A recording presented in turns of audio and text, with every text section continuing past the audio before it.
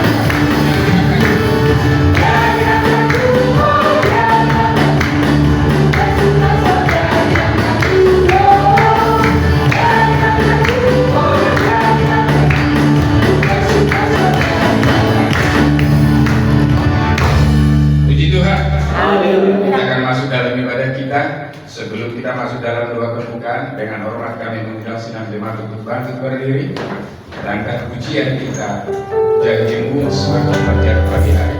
Jangan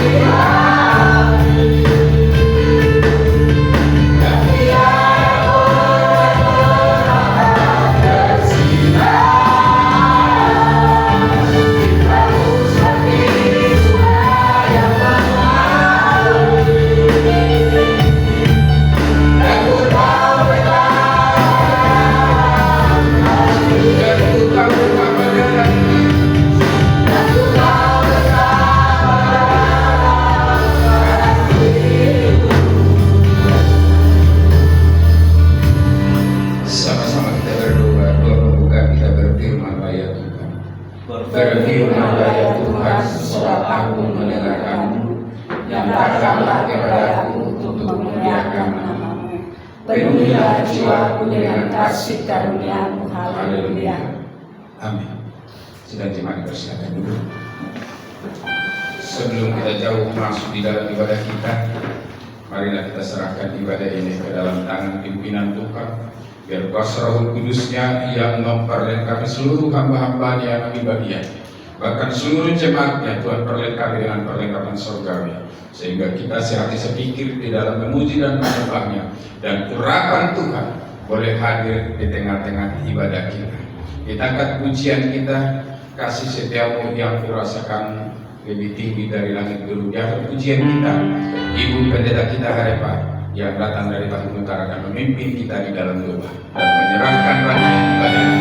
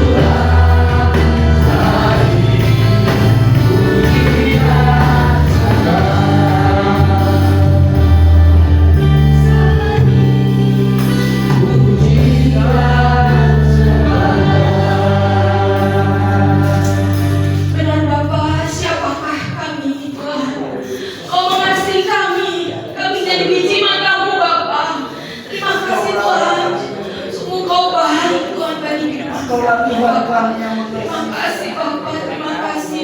Suatu anugerah bagi kami Tuhan, kami boleh datang ke tempat ini Tuhan, untuk boleh menikmati hadirat-Mu Tuhan, untuk boleh menikmati pujian, penyembahan kepada-Mu Tuhan. Kau baik Tuhan,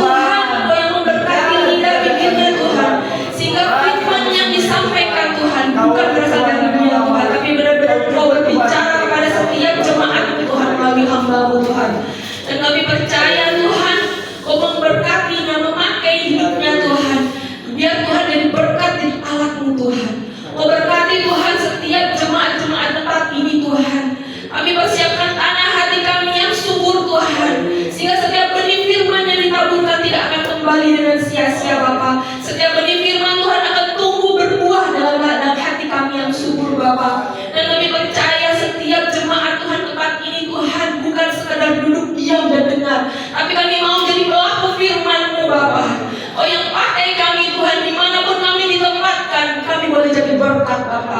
Terima kasih Bapa, biar ibadah ini Tuhan dari awal pertengahan hingga akhirnya Tuhan kami serahkan dalam tangan-Mu Tuhan. Engkau yang beracara Tuhan, Engkau yang memimpin ibadah ini Tuhan. Kami percaya Bapa, Engkau yang ada Tuhan, bertahta Tuhan dalam pujian dan penyembahan kami Bapa. Terima kasih Bapa, terima kasih Bapa. Kami serahkan Tuhan ibadah ini hanya dalam nama Tuhan Yesus Kristus saja. Haleluya. Amin. Haleluya. Haleluya. Kita rasakan kebaikan Tuhan di dalam kehidupan kita. Biarlah kiranya lawatan Tuhan dan urapan Tuhan akan kita rasakan dalam ibadah ini. Kita angkat pujian kita, betapa baiknya Engkau Tuhan, kasih-Mu tiada berkesudahan.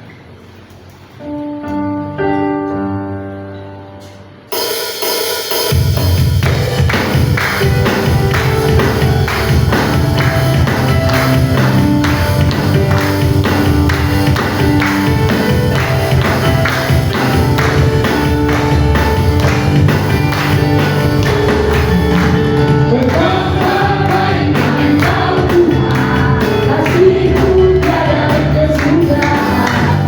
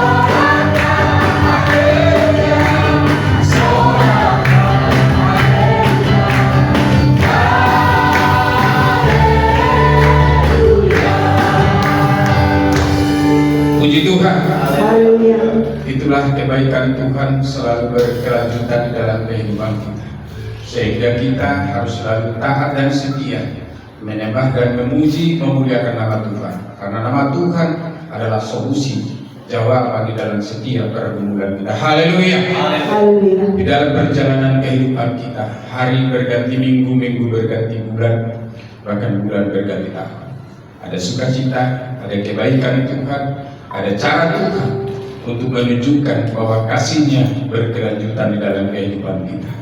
Bila kasih Tuhan perlu saudara saksikan di hadapan jemaat, terlebih di hadapan Tuhan, dan juga bila ada permohonan doa, kita akan membuka ruang kesaksian. Kita sambut dengan lagu pujian Sungai Sukacitamu mengalir dalamku, dan dengan hormat kami mengundang senam jemaat untuk bangkit berdiri.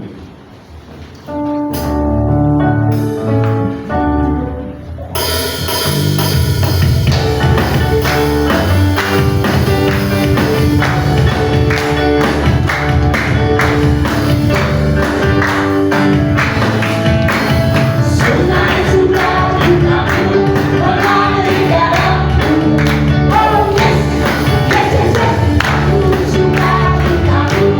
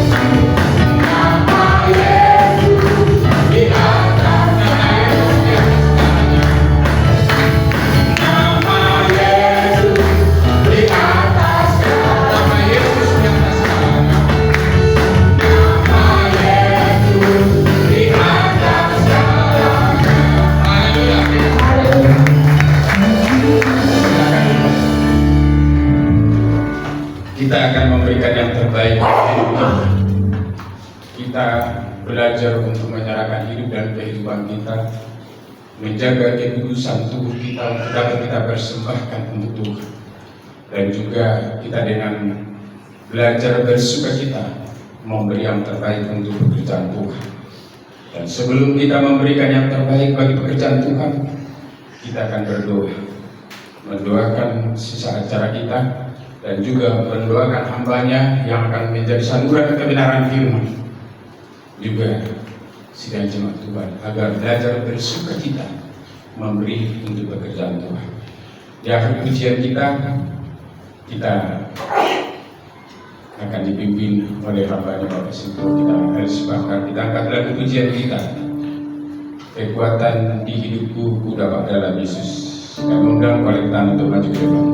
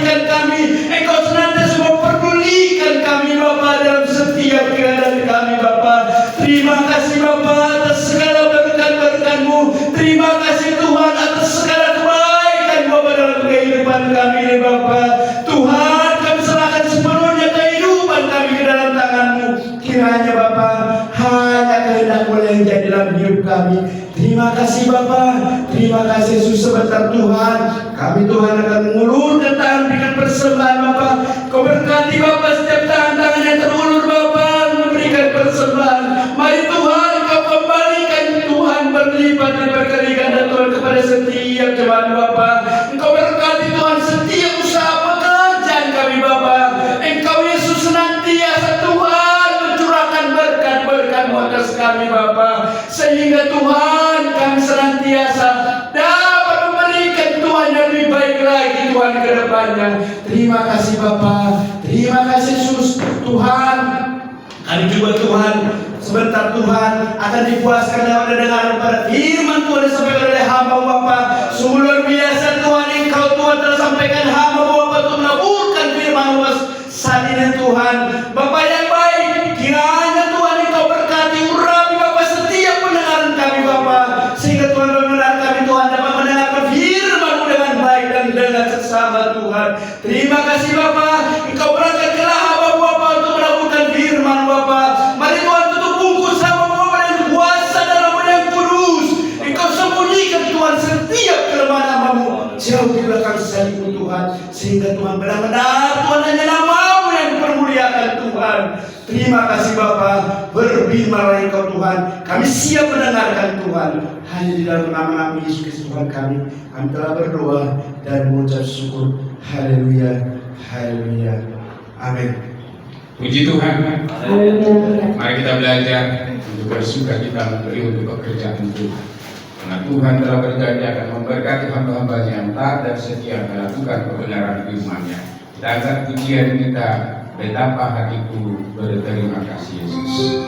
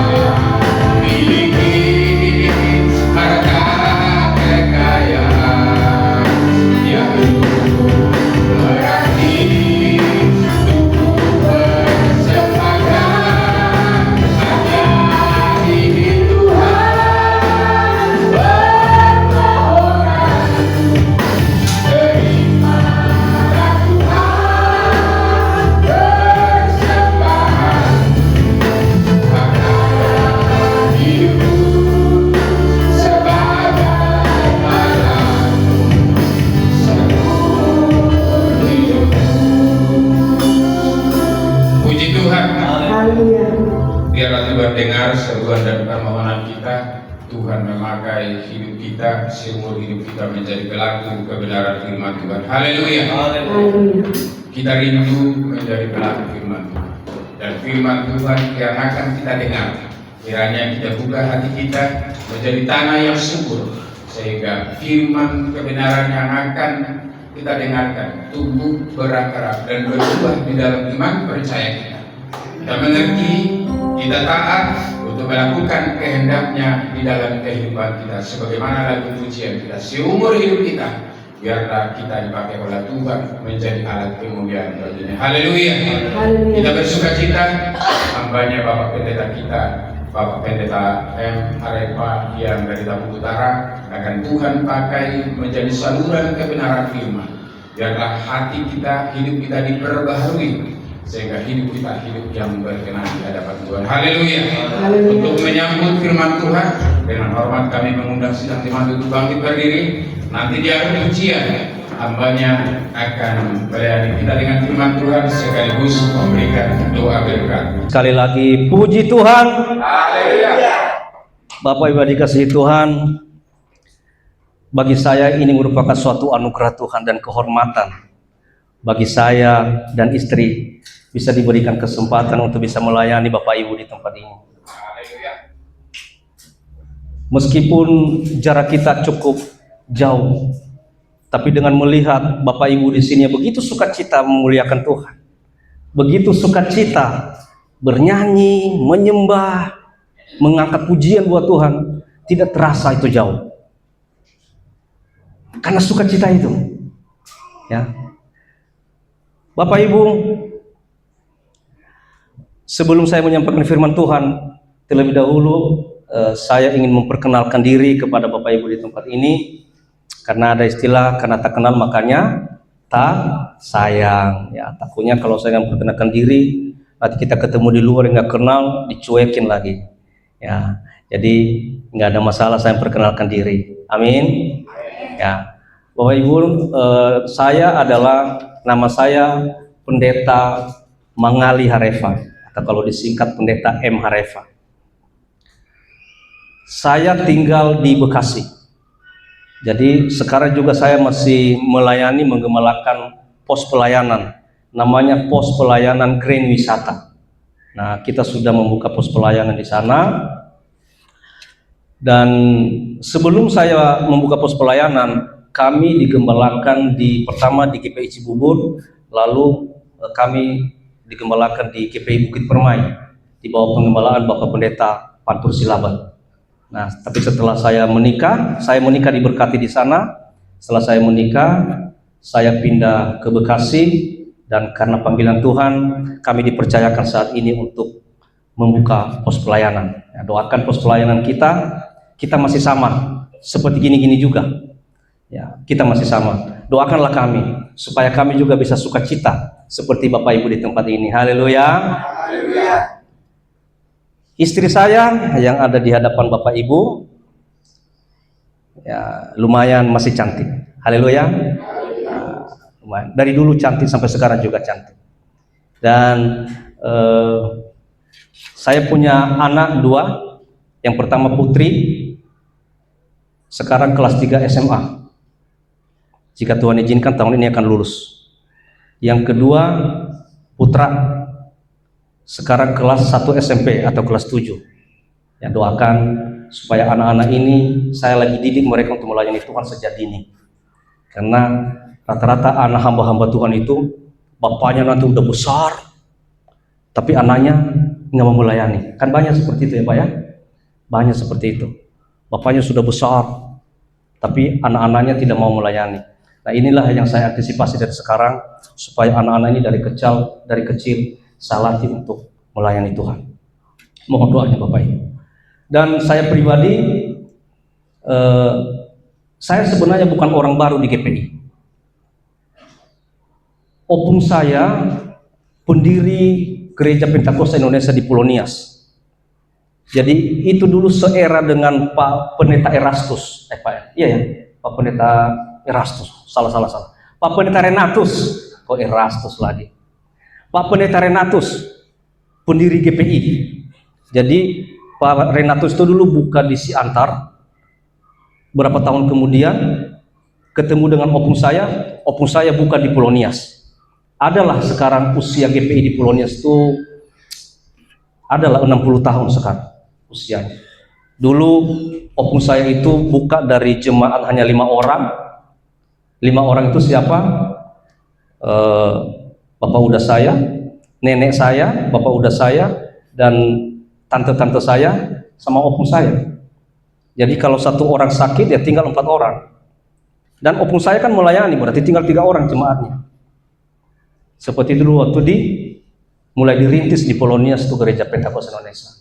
Tapi puji Tuhan, ketika opung itu meninggal tahun 1997, beliau meninggalkan GPI di Pulau Nias sebanyak 250 gereja.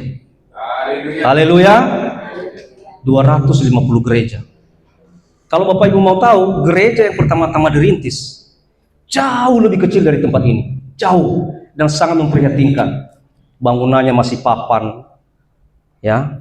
Dan pada saat itu kan gereja-gereja tradisional sangat nggak suka dengan karismatik, sangat nggak suka dengan aliran Roh Kudus, aliran Pentakosta ini. Jadi opung saya itu dulu pernah dikejar-kejar, mau dibunuh, mau ditembak. Siapa yang menembak? Bukan agama sebelah, orang-orang Kristen juga, cuma beda aliran. Jadi opung saya itu dulu pernah kejebak di hutan karena dia tahu di depan sudah ada yang nunggu ditombak, di belakang ada yang ngejar-ngejar, ya udah sembunyi aja di dalam hutan. Ya puji Tuhan, melindungi opung kita, dan sampai dia meninggal pun meninggal dalam keadaan baik-baik saja, bukan karena dibunuh, dan meninggalkan begitu banyak gereja Pentakosta Indonesia di Pulau Nias. Opung meninggal digantiin sama bapak saya sebagai korwil juga. Nah, bapak saya meninggal tahun 2011, digantiin sama sekarang abang saya yang menggantikan dari tahun 2011 sampai sekarang. Nah seperti itu. Jadi sebenarnya saya bukan orang baru di GPI, orang lama banget, dari nenek buyut sudah di GPI. Jadi namanya GPI ini sudah mendarah daging. Bapak Ibu jangan kaget kalau baru-baru bergabung di GPI, jangan kaget, jangan banding-bandingkan dengan gereja lain. Mungkin kita melihat gereja lain lebih modern, lebih keren dan sebagainya. Tapi tahu nggak apa kelebihan GPI? Kelebihan GPI itu adalah kekeluargaannya. Haleluya. Saya kalau ke rumah Pak Guru, saya bukan orang lain. Ini rumah saya juga. Pak Guru kalau ke rumah saya, bukan orang lain. Rumah saya udah rumahnya Bapak. Dan kemana-mana saya di seluruh Indonesia ini maupun di luar negeri, yang saya tahu itu ini rumah orang GPI, saya ke situ. Saya orang GPI. Udah. Saya udah saudara mereka, udah keluarga mereka, dan tidak dibeda-bedakan. Bapak Ibu tahu, kalau Pak Ketua, siapa aja pengurus pusat kalau ke Pulau Nias, itu rumah kita di Nias itu udah kayak, udah rumah mereka juga. Itu kelebihannya GPI. Di gereja lain ada nggak kayak gitu? Di gereja kita bersaudara, keluar dari gereja ya masing-masing. Tapi GPI, makanya saya tidak pernah mau meninggalkan GPI. Kekeluargaannya luar biasa. Haleluya. Bersyukurlah saudara-saudara ada di tempat ini. Bersyukurlah saudara-saudara bisa digembalakan di GPI. Apalagi Bapak Ibu memiliki gembala seperti Bapak Guru kita. Luar biasa. Tadi saya sebelum ke sini, kita di rumah berbincang-bincang, ngobrol-ngobrol. Luar biasa saya melihat Pak Guru ini begitu rendah hatinya. Dan modal pelayanan itu sebenarnya rendah hati. Sehebat apapun engkau, setinggi apapun jabatanmu, sebanyak apapun uangmu, itu tidak akan menjamin kualitas pelayanan. Tapi ketika engkau sudah mengambil sikap merendahkan hati di hadapan Tuhan, itulah modal utama pelayananmu diberkati oleh Tuhan. Haleluya. Itu aja perkenalannya. Ya, nanti sambil mendengarkan firman Tuhan. Jadi itu kira-kira perkenalan dari saya. Hari ini kita akan mendengarkan firman Tuhan. Nanti kalau ada pertanyaan-pertanyaan, boleh tanya di belakang layar, nanti saya akan jelasin. Apapun yang ditanyakan Bapak Ibu sekalian. Ya, saya dikasih waktu berapa lama Bapak Guru? Bebas Pak. Oh bebas. Tapi nanti saya lihat dari anggukan kepalanya. Ada dua gaya anggukan kepala. Kalau anggukan kepalanya itu konstan, maksudnya sama, berarti ini lagi ngerti firman Tuhan. Saya lanjutin sampai 3 jam. Haleluya. Haleluya. Tapi kalau anggukan kepalanya dari atas pelan, naiknya cepat, berarti harus di stop. Itu tanda-tanda. Udah Pak Pendeta, selesai. Udah selesai nih. Ya udah, nanti saya selesaikan. Jadi saya lihat dari anggukan kepala Pak Guru. Kalau nanti anggukan kepalanya masih konstan, saya akan lanjutkan. Tapi kalau lambat, berarti saya harus stop. Ya, Bapak Ibu dari Tuhan, hari ini saya akan menyampaikan firman Tuhan bagi kita. Tema firman Tuhan yang saya sampaikan hari ini adalah sampah rohani. Katakan 1, 2, 3. Sampah rohani. Kita baca dari Kolose pasal 3 ayat 8 sampai 9. Kolose pasal 3 ayat 8 sampai 9. Demikian firman Tuhan. Tetapi sekarang buanglah semuanya ini, yaitu marah, geram, kejahatan, fitnah, dan kata-kata kotor yang keluar dari mulutmu. Jangan lagi kamu saling menustai, karena kamu telah menanggalkan manusia lama serta kelakuannya. Puji Tuhan. Bapak Ibu yang dikasihi Tuhan, kita semua memiliki sampah rohani yang perlu dibuang. Kenapa? Sampah rohani adalah segala sesuatu yang dapat merusak hubungan kita dengan Tuhan dan sesama. Karena sampah rohani ini merusak hubungan kita dengan Tuhan dan sesama, maka sudah seharusnya tidak ada alasan untuk tidak membuang sampah rohani ini. Lalu pertanyaannya gini, apa sih sampah rohani itu? Rasul Paulus menulis dalam Kolose pasal 3 ayat 8-9 ini dikatakan, tetapi buanglah semuanya ini. Apa itu? Marah, geram, kejahatan, fitnah, kata-kata kotor, dan dusta. Inilah sampah-sampah rohani yang perlu kita buang dari hidup kita. Kenapa sampah-sampah rohani perlu kita buang? Karena sampah rohani ini akan mengotori hati, akan mengotori jiwa kita. Sampah rohani ini seperti marah, geram, itu adalah merupakan suatu tumpukan emosi negatif kita. Dan tumpukan emosi negatif ini akan mengotori jiwa kita, akan mengotori rohani kita. Dan kalau tidak dibuang, itu akan mengganggu kedamaian batin kita. Pernah enggak Bapak Ibu lihat ada orang yang marah, geram, lalu dia sukacita? Marah-marah orang, maki-maki orang, geram, lalu ketemu kita sukacita. Kenapa sukacita? Wah, puji Tuhan, saya sudah maki-maki orang itu. Ada enggak seperti itu? Enggak ada, saudaraku sekalian. Yang ada juga orang kalau sudah marah, geram, memfitnah orang, yang ada apa? Hilang sukacitanya. Makanya lihat tuh, orang yang suka marah, di mukanya, di wajahnya itu nggak ada damai, nggak ada sukacita dalam hidupnya. Mukanya itu penuh dengan kebencian, kepahitan, dan itu akan mencuri damai sejahtera dalam kehidupannya.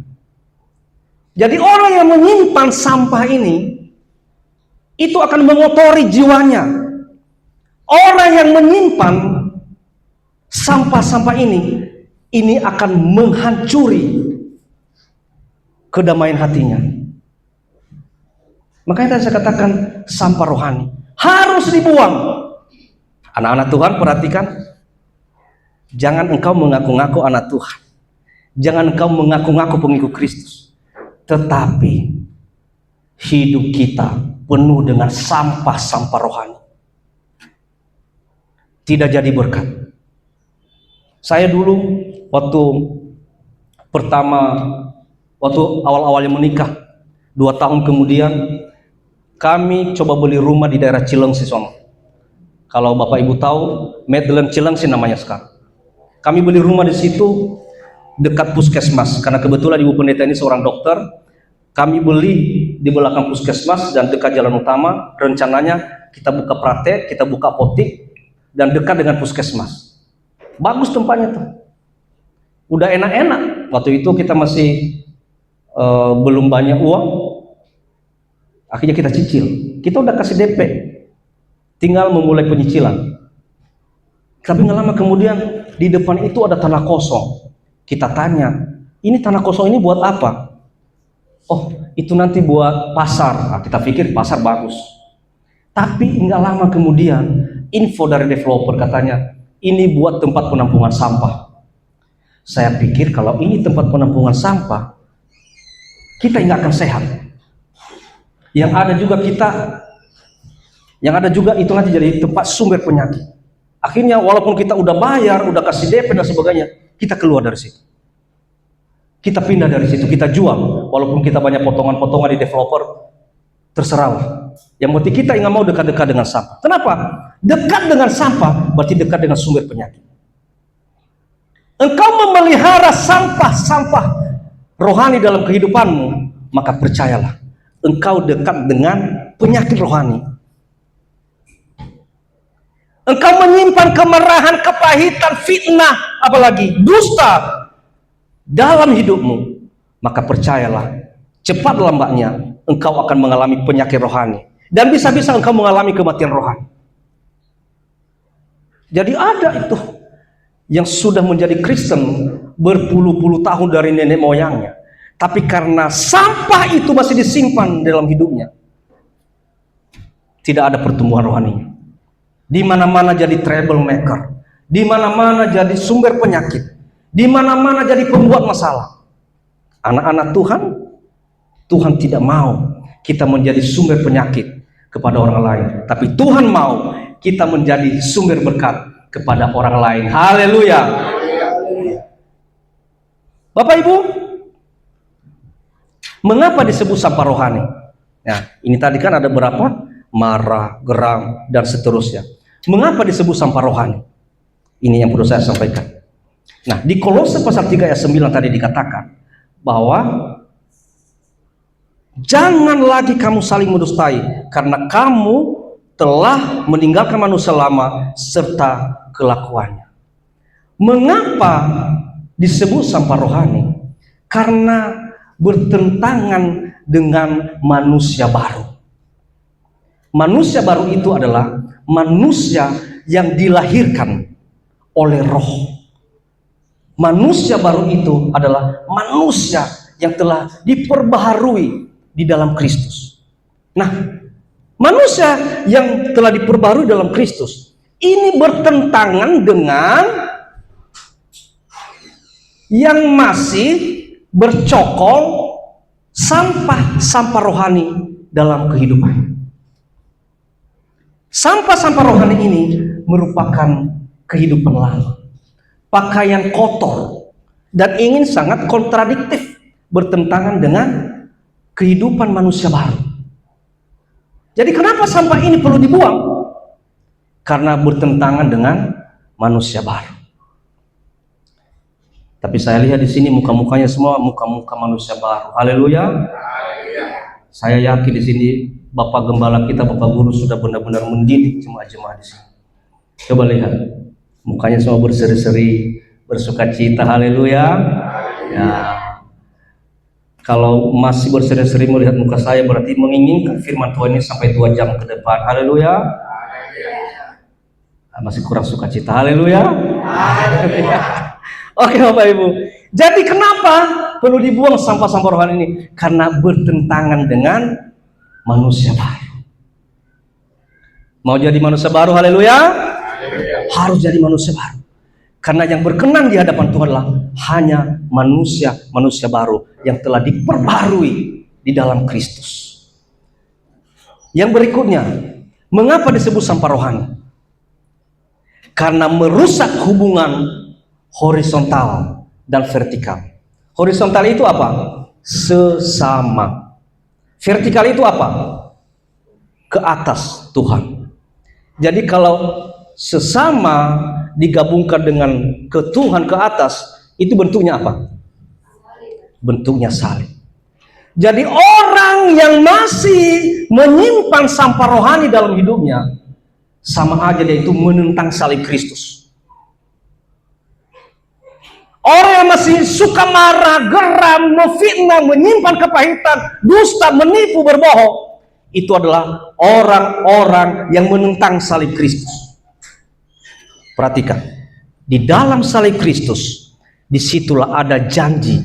Di dalam salib Kristus, disitulah ada keselamatan. Ketika engkau masih menyimpan sampah rohani dalam kehidupanmu, maka engkau dengan sengaja, dengan tidak sengaja, engkau telah menentang keselamatan. Dengan tidak sengaja, engkau telah menentang janji Kristus. Oleh karena itu, kalau masih ada di antara kita yang masih suka marah. Di sini ada yang suka marah-marah enggak? Ada enggak, Ibu Gembala? Ada. Hari ini ada enggak di ruangan ini? Pakai baju apa? Jangan. Kalau masih ada yang suka marah-marah, anak-anak muda, saya nggak tahu nih anak-anak muda yang masih pacaran. Nah, biasanya kalau anak-anak muda masih pacaran itu kan masih dunia ini milik berdua lah. Ya, yang lain semua ngontrak. Orang tua pun dilawan kalau udah kemakan cinta, kalau udah cinta buta. Tapi perhatikan, jangan engkau buta hati. Saya kesentak, tersentuh dengan kesaksian Bapak Guru kita. Katanya, Pak Pendeta, saya pengen anak-anak saya ini semua menikah dengan orang-orang yang takut akan Tuhan. Dan sudah dibuktikan, anak-anak beliau menikah dengan orang-orang GPI. Saya percaya, dengan menikah dengan orang-orang GPI, itulah orang-orang yang benar-benar sudah menyerahkan hidupnya untuk Tuhan. Haleluya. Berbahagialah Bapak Guru kita. Cita-cita saya juga seperti itu. Biar anak-anak saya itu menikah dengan anak-anak Tuhan. Jangan usah lihat statusnya, nggak usah lihat ganteng. Ganteng itu mah paling juga usia 40 udah mulai keriput. Cantik itu ya paling sampai 40-45 tahun udah mulai kelihatan itu flek-flek di muka. Masih muda aja kelihatan cantik. Bukan itu yang terpenting. Yang terpenting adalah akhlaknya. Haleluya. Hidupnya, inner beauty-nya, di dalamnya yang penting. Ada enggak dia menyerahkan hidupnya untuk Tuhan? Ada enggak dia jadi teladan, punya moral yang baik enggak? Mau enggak melayani Tuhan? Cari seperti itu. Kalau engkau cari pasangan hidup seperti itu, pasti engkau akan diberkati. Puji Tuhan. Menyimpan sampah rohani dalam kehidupanmu, sama aja engkau telah menolak keselamatan. Sama aja engkau telah menolak janji Tuhan. Engkau telah menolak salib Kristus. Sampah-sampah rohani itu akan menghancurkan persahabatan, menimbulkan konflik, dan mencemarkan banyak orang. Mirip dengan bagaimana sampah beracun mencemari lingkungan. Coba kalau ada di antara kita yang kerjanya hanya marah-marah, yang kerjaannya hanya tukang fitnah, yang kerjaannya hanya suka ngomongin orang di mana-mana, nggak senang kalau nggak ngomongin orang. Kalau nggak ngomongin orang, kayaknya lidahnya gatal. Ada sesuatu yang kurang, kok lidah saya gatal ya? Oh iya, saya belum ngomongin orang. Itu udah jadi hobi itu. Biasanya kita itu punya talenta melayani, main musik. Tadi pemain bass kita ini keren, pemain bass kita bagus. Ya. Pemain drum kita, ini talenta jadi WL, talenta jadi singer. Tapi ini enggak, talentanya apa? Talentanya ngomongin orang. Kalau nggak ngomongin orang, aduh kayak meriang dia. Harus ngomongin orang, baru sembuh, baru sehat. Berhati-hati. Kalau udah begitu, berarti engkau sudah dalam kuasa iblis. Berhenti. Sampah rohani, buang itu. Supaya keselamatan, supaya janji Kristus, supaya salib itu tidak tertolak untukmu. Itu bagaikan racun yang menghancurkan persahabatan kita. Itu menimbulkan konflik. Engkau menyimpan sampah-sampah rohani itu akan menimbulkan konflik, menghancurkan persahabatanmu. Sebagus apapun persahabatanmu, itu akan hancur ketika engkau tidak bisa menjaga mulut ini, ketika engkau tidak bisa menjaga lidahmu, ketika engkau tidak bisa mengontrol emosimu, ketika engkau kerjanya hanya memfitnah, ngomongin orang, ketika engkau hanya melihat sisi negatif dari seseorang, maka itu akan menghancurkan hubunganmu dengan sesama dan lebih dengan Tuhan. Itu yang kedua. Yang ketiga, mengapa disebut sampah rohani?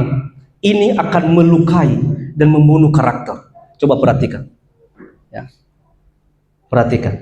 Kita lihat seseorang yang punya talenta. Misalnya dia punya talenta worship leader di depan ini. Tapi karena kita tidak suka, kita ngomong dia kemana-mana. Itu tadi WL itu, kok suaranya kayak bambu pecah sih? Daripada saya dengar suaranya, mending saya dengar suara anak nangis. Nah, kayak anak nangis ini. Lebih saya dengar suara anak nangis daripada dengar suaranya kayak cempreng gitu. Aduh. Tapi ngomongnya di belakang. Ngomongnya di belakang. Nanti kan yang lain, tapi jangan ngomong-ngomong ya. Dia ngomong sama 2 orang nih.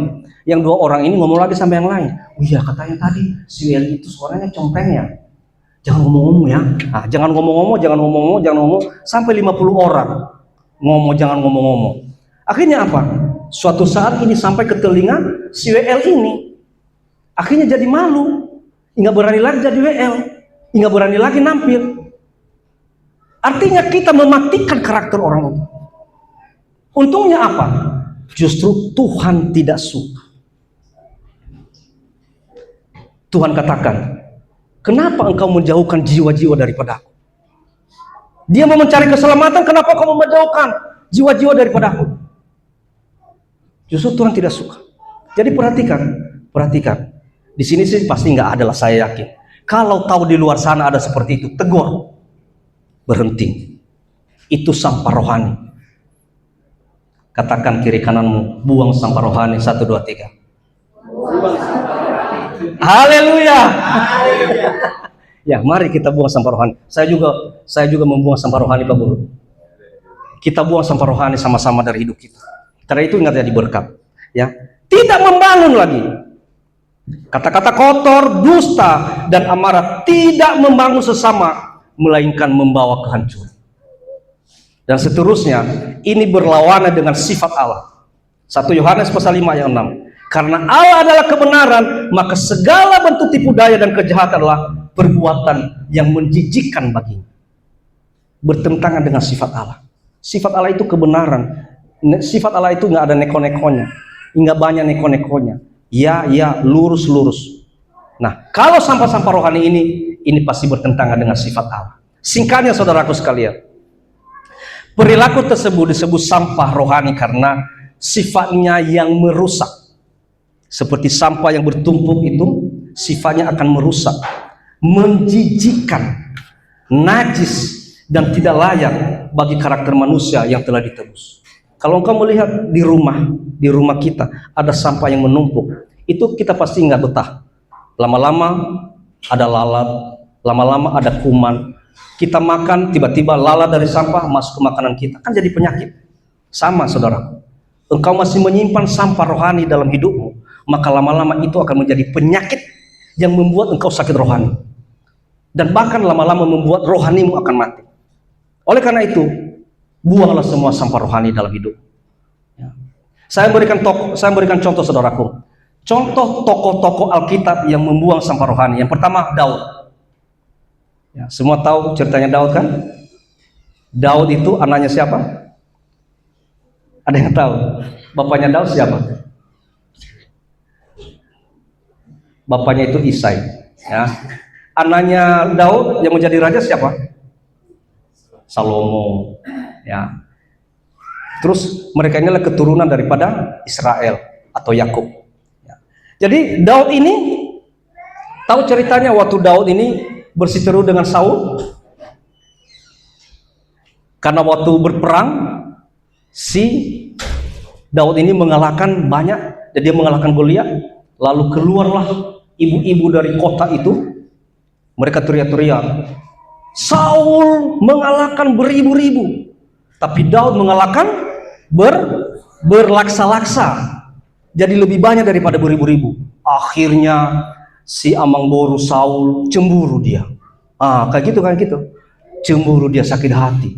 Kok Daud anak baru kemarin dia lebih dipuji sih, saya kan raja. Marahlah si Saul ini. Akhirnya dia mengejar-ngejar Daud, dia ingin membunuh Daud. Itulah cerita singkatnya. Sebenarnya kalau kita lihat dari cerita ini, Daud ini kan dikejar-kejar ya, sampai Daud lari ke Nob. Ya. Sampai dia ketemu di sana Imam Ahimelech dan seterusnya. Artinya dia kabur karena dikejar-kejar oleh Saul. Harusnya dia itu menyimpan amarah, sakit hati, pahit rasanya. Tetapi Daud membuang kemarahan itu terhadap Saul. Kalau kita baca sebenarnya 1 Samuel 24 1-7. Nggak usah kita baca. Tapi dia membuang amarahnya kepada Saul. Ketika ada kesempatan pun orang-orangnya bilang begini, Daud, itu kan sebenarnya kesempatan bagi Daud untuk membunuh si Saul ini. Silakanlah, lakukan. Dia mengatakan apa? Saya tidak berani mengganggu orang yang sudah diurapi oleh Tuhan. Haleluya. Tapi tidak sedikit zaman sekarang banyak anak-anak Tuhan yang menyakiti gembalanya. Tidak sedikit zaman sekarang jemaat yang menyakiti hamba-hamba Tuhan. Padahal tahu enggak, gembala hamba-hamba Tuhan ini semua telah diurapi oleh Tuhan. Kalau engkau menyakiti, engkau melukai hati mereka, engkau tidak menurut dengan pimpinan mereka, maka yang sakit hati siapa? Bukan mereka, tapi Tuhanlah yang sedih. Kenapa lagi jemaat ini? Ini kan wakilku ini yang sudah kuurapi, Bapak Guru, Bapak Gembala, Bapak Sintua, dan semua para pelayan di sini. Ini kan semua sudah kuurapi. Kenapa lagi disakiti oleh domba-dombaku ini? Yang sedih siapa? Tuhan. Jadi janganlah sakiti gembalamu. Ya. Jangan buat sedih para hamba-hamba Tuhan di tempat ini. Daud yang paling mengerti urapan Tuhan. Dia tidak berani menyakiti Saul. Meskipun Saul sudah mengejar-ngejar ingin membunuhnya. Dia tidak mau. Kenapa? Saya tidak punya alasan untuk mengganggu, apalagi untuk membunuh orang yang telah diurapi oleh Tuhan. Luar biasa. Ya. Jadi ini contoh-contoh. Dia membuang sakit hatinya. Dia membuang amarahnya. Tadi amarah itu apa? Sampah. Dia buang sampah. Buat apa saya simpan sampah ini dalam hidupku? Nggak ada gunanya. Saya tidak punya hak untuk mengganggu orang yang telah diurapi oleh Tuhan. Dia buang sampah itu. Dan apa yang terjadi? Sampai sekarang, siapa yang tidak mengenal nama besar Daud? Menjadi berkat bagi seluruh bangsa. Nah, itu yang pertama. Kedua, Petrus. Nah, Petrus juga kan, dia membuang penyesalan ketika dia menyangkal Yesus. Saudaraku sekalian, dia membuang kesedihan itu. Dia membuang kesedihan itu. Dia menganggap kalau saya menyimpan kesedihan, menyimpan penyesalan ini jadi sampah rohani. Ini buat jiwaku hancur. Ngapain saya terlena dalam kesedihan? Nah, itu contohnya. Yang ketiga, Paulus. Ya.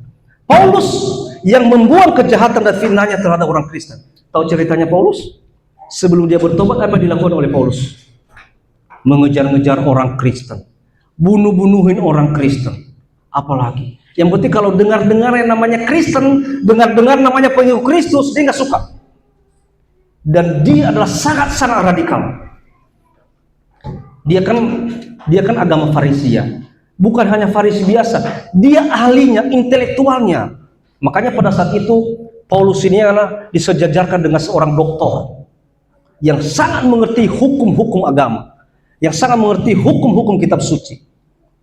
Ya. Jadi dia sangat pintar. Tapi apa yang terjadi? Ketika dia ditangkap oleh Tuhan, Tuhan buat dia buta selama 3 hari. Nah, setelah 3 hari dia bisa melihat. Dia mengatakan apa? Apa salahku? Siapa engkau Tuhan? Disitulah dia pertama kali menyebut Yesus itu Tuhan. Kenapa aku begini Tuhan? Lalu Yesus mengatakan, Paulus, mengapa engkau menyakitiku? Siapa engkau? Nah, itulah prosesnya. Akhirnya Paulus itu bertobat. Semua kejahatan-kejahatan yang tadi dilakukan, mengejar-ngejar orang Kristen, membunuh orang Kristen, menyakitin pengikut Kristus, dia buang semuanya. Dan apa yang terjadi saudaraku? Siapa yang tidak tahu nama besar Paulus? Dia salah satu tokoh legendaris dalam Alkitab. Sampai dia meninggal pun, dia meninggal karena dibunuh. Kenapa dibunuh? Karena mempertahankan Injil. Paulus dibunuh. Sebelumnya dia dipenjara, dikerangkeng, dirantai.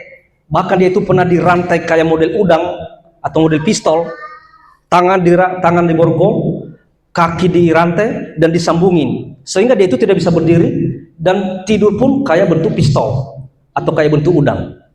Dia mengalami itu. Tapi ketika dia dalam penjara, apakah dia menyesal? Enggak. Dia malah mengirim surat ke Filipi. Dia mengirim surat memberitakan bahwa jangan tinggalkan Tuhan, semangat terus, berkobar-kobarlah melayani Tuhan. Ada nggak kita seperti ini? Ketika kita dalam kesulitan, nggak ada beras di dapur tinggal ada tahu tempe, berasnya pun tinggal setengah liter, masih ada nggak kita mau memuji Tuhan? Terima kasih Tuhan. Atau lagi memuji Tuhan, lagi mikir nanti pulang-pulang nggak ada beras, ini gimana ini? Ada tamu lagi, terus kasih apa ya? Tinggal tahu tempe lagi, ngutang di mana ya? Nah, jangan-jangan itu yang kita pikirkan. Rasul Paulus tidak pernah memikirkan itu. Dia di dalam penjara pun dia masih menginjil. Haleluya. Hendaknya lah semangat Rasul Paulus ada di kita semua. Lalu contoh-contoh dalam kehidupan kita, saudaraku sekalian. Saya berikan contoh-contoh dalam kehidupan kita sehari-hari. Kemarahan yang tidak terkendali dapat merusak hubungan kita dengan orang lain. Ingat nih kata-kata saya. Kemarahan yang tidak terkendali, istilahnya mulutnya ini nggak ada remnya. Kalau udah mulai marah terus saja, bahkan sampai matahari terbenam, bahkan sampai besok lanjut lagi amarahnya. Ingat, itu akan merusak hubungan kita dengan orang lain. Fitnah dan kejahatan dapat merusak reputasi orang lain. Tadi saya katakan seperti WL tadi contohnya. Engkau ngomongin dia di belakang dan engkau ngomong itu sambil engkau bumbu-bumbui. Padahal sebenarnya WL itu nyanyinya biasa aja, malah bagus. Lalu misalnya WL itu ya normal lah, tapi engkau bumbu-bumbui. Tahu nggak? Waktu WL itu, kan dia itu kan perempuan. Masa sih dia nyanyi sambil angkat tangan begitu, loncat-loncat? Kan kita nggak enak di bawah. Ngeri aku melihat WL itu. Itu bumbu. Dibumbu-bumbui. Kenapa? Karena dia nggak suka sebenarnya, iri. Akhirnya apa? Ini merusak reputasi orang ini. Dan akhirnya hilanglah pelayan-pelayan Tuhan. Tapi di dalam Tuhan, hendaklah kita saling mendukung, hendaklah kita saling mensupport di dalam pelayanan. Itulah yang Tuhan mau. Dan terakhir, kata-kata kotor dapat menyakiti hati orang lain. Saya mau katakan begini, lebih baik cepat mendengar, lambat dalam berkata-kata. Silakan banyak mendengar, tapi lambat dalam berkata-kata. Tapi yang saya lihat akhir-akhir ini, bahkan ada juga di antara anak Tuhan, lebih lambat mendengar, cepat dalam berkata-kata. Belum tahu dia apa-apa, baru juga dengar sepoi-sepoi, udah ngomong kemana-mana. Ini padahal dia nggak tahu itu yang sebenarnya. Ya, saudaraku, Tuhan nggak mau. Dan semakin banyak ngomong, semakin banyak salah. Semakin banyak engkau mengeluarkan kosakata, semakin banyak engkau mengeluarkan kata-kata, semakin banyaklah engkau menciptakan kesalahan di dalam mulutmu. Oleh karena itu, saudaraku sekalian, kata-kata kotor yang menyakiti hati orang lain, hindarilah itu. Saya menutup dengan 1 Korintus pasal 3 ayat 16 sampai 17. Jadi karena tubuh kita ini adalah bait Allah, maka dengarkan ayat ini. Tidak tahukah kamu bahwa kamu adalah bait Allah dan bahwa roh Allah diam di dalam kamu? Jika ada orang yang membinasakan bait Allah, maka Allah akan membinasakan dia. Sebab bait Allah adalah kudus dan bait Allah itu adalah kamu. Kita inilah bait Allah, kudus. Oleh karena itu, janganlah engkau kotori dengan sampah-sampah rohani. Dikatakan di sini ayat 17, jika ada orang yang membinasakan bait Allah, bagaimana membinasakan bait Allah? Ketika engkau menyimpan sampah-sampah rohani dalam hidupmu, berarti sama aja engkau telah membinasakan bait Allah. Dikatakan apa? Maka Allah akan membinasakan dia. Hati-hati.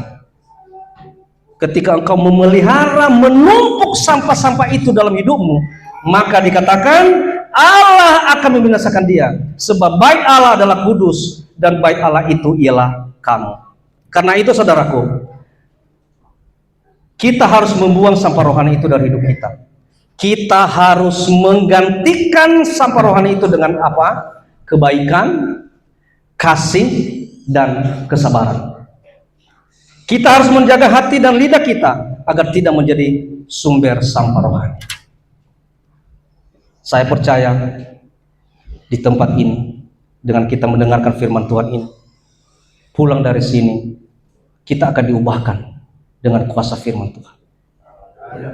Saya percaya, saya senang sebenarnya melihat pelayanan-pelayanan yang tidak begitu besar, termasuk pelayanan kami. Kenapa? Ini kesempatan bagi kita, Bapak, untuk bisa membentuk karakter jemaat. Kalau sudah banyak itu udah sulit, udah masing-masing punya kepala. Jadi dengan jumlah seperti ini, sama dengan di pelayanan kami juga, lebih gampang kita mengingatkan, dan lebih gampang kita tahu siapa yang sudah berubah, siapa yang belum. Kalau yang belum, itulah tugas kita pelayan melayani mereka. Ayo berhentilah, berhentilah. Itu sampah loh, berhenti. Jangan rusak bait Allah. Tubuhmu adalah bait Allah yang kudus. Jangan rusak bait Allah itu. Kenapa? Nanti Allah yang bertindak kepadamu. Buanglah sampah-sampah rohani itu. Ini kesempatan bagi kita. Ya. Oleh karena itu teman-teman, Bapak Ibu dikasihi Tuhan, mari kita akan berusaha menjaga kesucian hidup kita, menjaga kekudusan hidup kita. Karena hidup kita ini bait Allah. Saya ingatkan kembali, sampah-sampah rohani yang tidak baik, yang tidak jadi berkat itu buanglah itu. Tidak ada untungnya. Itu hanya akan mengotori hati dan jiwa kita. Puji Tuhan. Tuhan Yesus memberkati. Pemberitaan firman Tuhan selesai. Amin. Puji Tuhan. Haleluya. Untuk ibadah kita hari Minggu yang kita umumkan minggu kemarin, itu yang bertugas di dalam ibadah yang akan kita laksanakan hari Minggu. Untuk hari Rabu, jadwal yang sudah berjalan.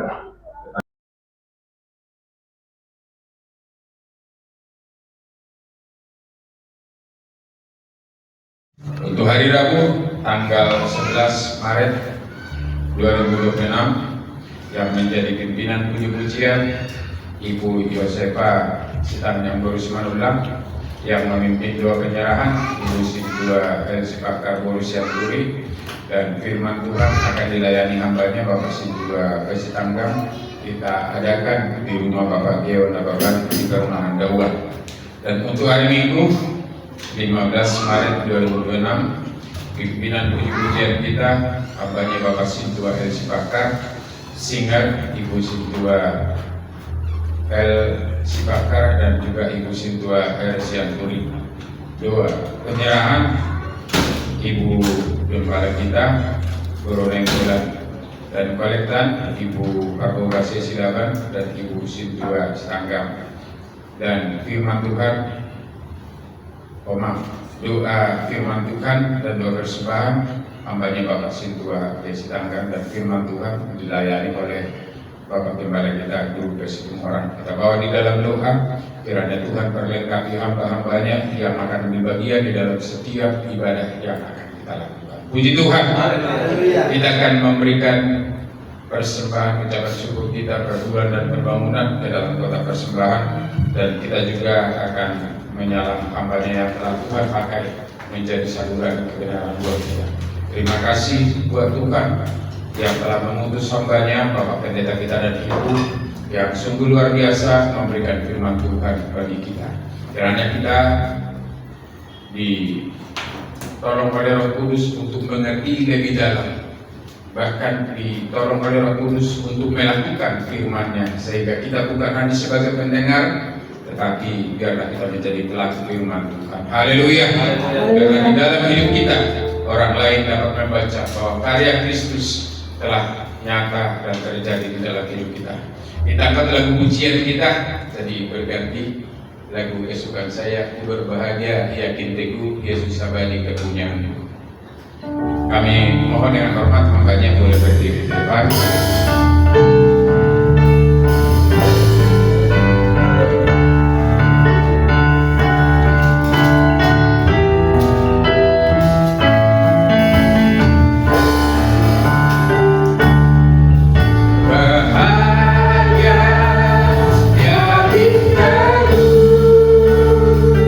Yesus abadi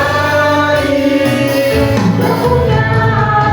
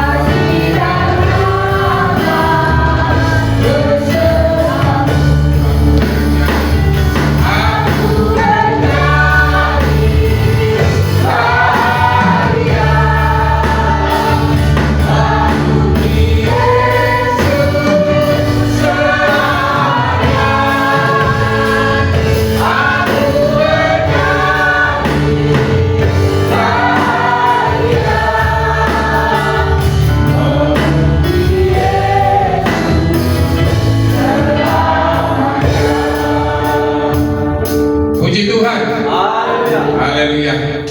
Kiranya kita semua merasakan sukacita atas firman Tuhan yang hadir di dalam kehidupan kita.